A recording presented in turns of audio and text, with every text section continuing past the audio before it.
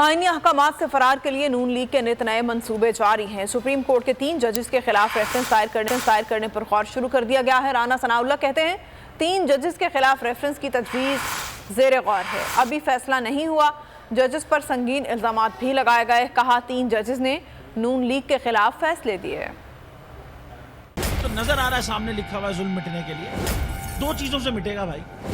एक, अदल की कुर्सी पे जो लोग बैठते हैं ना, वो अदल के हिसाब से फैसले करने लगे।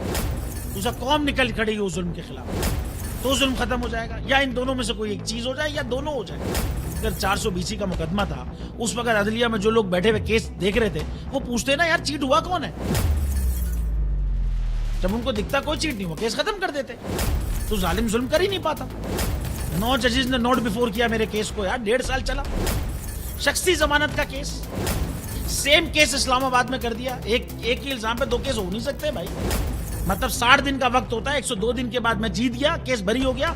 102 दिन के बाद अपील फाइल की, एक्सेप्ट कर ली। नहीं करते ना एक्सेप्ट, खत्म हो जाता ना जुल्म यार।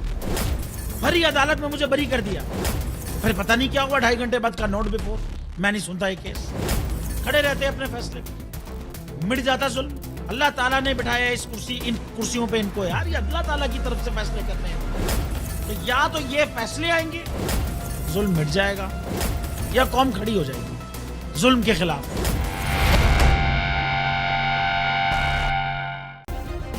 सब्सक्राइब करें और बेल दबाएं ताकि कोई खबर रह न जाए।